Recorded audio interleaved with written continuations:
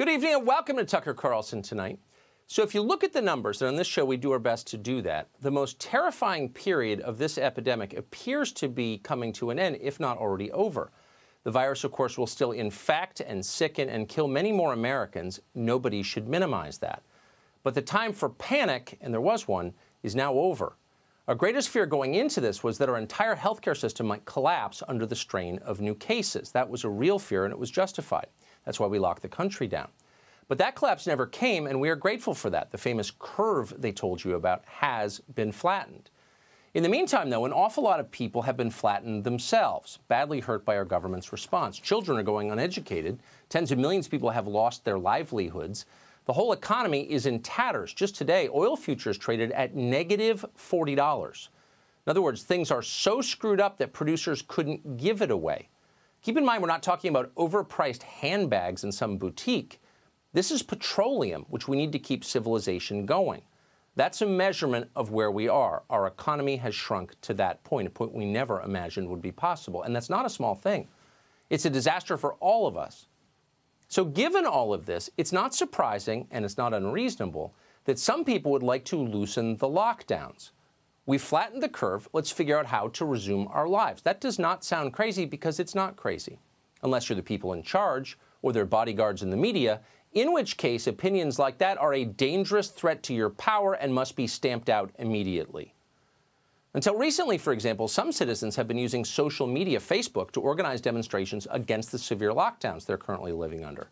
Expressing your views about the decisions that politicians make is protected under our Constitution. You could argue, in fact, it's the whole reason we have a Constitution in the first place. It's literally enshrined in the First Amendment, and for a reason. But Facebook doesn't care. Facebook doesn't recognize the U.S. Constitution. It doesn't recognize our country's centuries-old norms. As CEO Mark Zuckerberg explained on ABC, people who complain about the lockdown and organize others to do the same have been removed from the site for providing, quote, misinformation. How do you deal with the fact that Facebook is now being used to organize a lot of these protests to defy social distancing, defy the social distancing guidelines in states? Is somebody trying to organize something like that, does that qualify as harmful information? We do classify that as harmful misinformation, and we take that down. Misinformation. That's a term that should give you the shivers. It's how totalitarian regimes dismiss views that threaten their power. That's the country we're suddenly living in. The state of New Jersey recently issued criminal charges against a woman called Kim Pagan. Her crime? Organizing a protest against the lockdown. In other words, she criticized the governor of New Jersey, so his employees had her arrested. Are you comfortable with that? Our leaders are comfortable with it. They applaud it. It makes life easier when your critics shut up and go to jail. They like that. In Elizabeth, New Jersey, the mayor there is using unmanned drones to spy on citizens and make certain they obey. That sounds like something they do in China. And they do. In fact, the drones are literally from China. They're made by a Chinese company called DJI. The company has donated them to 22 American states to control unruly voters. It seems obvious those drones must be sending data back to their masters in China. The Pentagon believes they are. They've banned their use.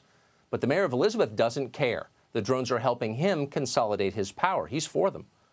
Over in New York City, Mayor Bill de Blasio doesn't seem to have drones just yet. He may, but for now he's got the next best thing. 8 million potential snitches all working for him.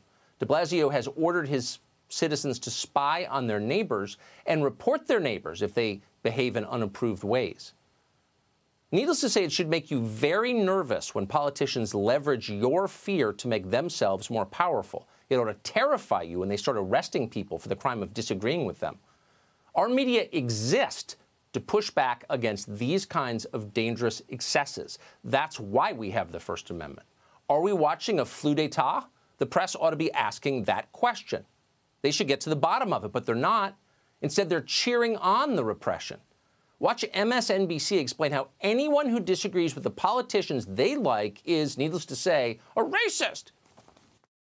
What is it that they're trying to channel here? Is this sort of neo-Confederacy? And what the hell does that have to do with a pandemic? America first is a phrase that was used by Charles Lindbergh and the Nazi sympathizers in 1939, 1940, 41. It became President Trump's rallying cry.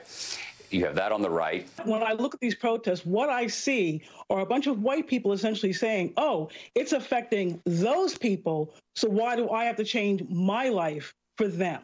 Let's be honest about what they are. They are the Fox News, Nazi Confederate death cult rump of the Republican Party. It's not that hard, unfortunately, to turn a health crisis into a racial, ethnic crisis. I think that what they're saying quite clearly, when you see the numbers, when you see the statistics, when you see the CDC data, is I want more black and brown people to die.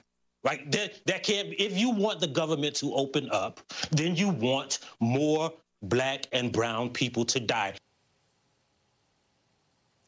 Joy Reid is the biggest race baiter on cable. Can you imagine putting that garbage on your TV channel in the middle of a pandemic, whipping people into a frenzy of paranoia and hate on the basis of zero evidence?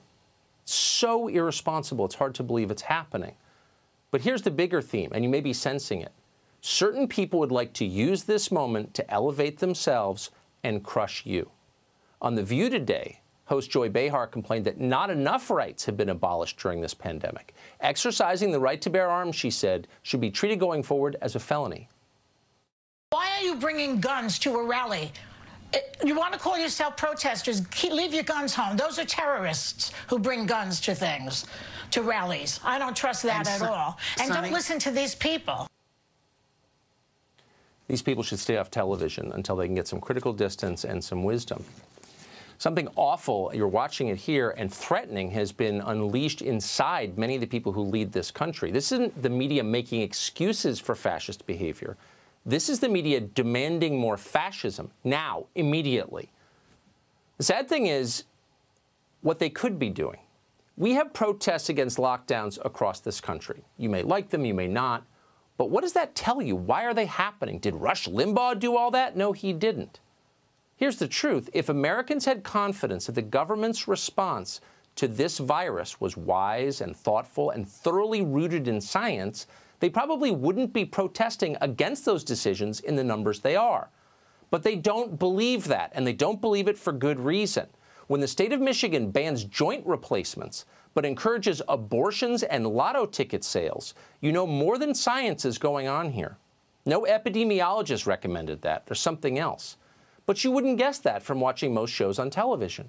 The media are not bothering to report on what we really know or don't know about the virus. It's fascinating, but they're ignoring it. And they're certainly not holding anyone in power to account. They're not explaining the science of why it's necessary to close pools and parks and beaches all summer, why it's scientifically required to tell citizens to snitch on their neighbors. They're not even addressing that. Instead, they're lashing out at the insolence, how dare they, of their fellow citizens for failing to silently accept it all. Many in the media seem to be enjoying this crisis, and they are. It's been a great opportunity to talk at great length about their all-time favorite subject, which is themselves, and how much more impressive they are than you. Here's that weird little guy on CNN. It wasn't until this Friday night that I hit a wall. And that's when the tears came. So we have nothing to compare this with. So it can be incredibly alarming. It can be incredibly depressing. Media can help. Making media can help. But the emotions are real for everybody. They're a big part of the story. Oh, barf. This is a guy who got a special exemption to the government quarantines he so fervently supports for other people. All of us in the media got that exemption, by the way. This is a guy who's working in a high-paying job when tens of millions of Americans are not working at all. Please be quiet. Your tears are not, quote, a big part of the story, and neither are you. For God's sakes, please stop talking about yourself. It is unsufferable. But they can't stop. The most consistent byproduct of privilege, always and everywhere, is narcissism. So it's not surprising that our pampered overlords just cannot shut up about themselves. Alexandria Ocasio-Cortez doesn't make sense as a person until you learn that she grew up as Sandy Ocasio in an affluent suburb of Westchester and then went on to get some silly, pointless degree at a silly, pointless private college. Of course she did. It's so obvious once you know it. Thank you, Wikipedia. She is a child of privilege. She's not some kid from the streets. Someone who actually grew up in the Bronx would be far too embarrassed to drone on about herself on Instagram. Please. Suddenly, people like Sandy Ocasio seem to have a lot more power than they did before this pandemic arrived from China. That's at least as scary as the virus itself, and its effects will last much, much longer. You have a right to lawfully push back against that, and you should.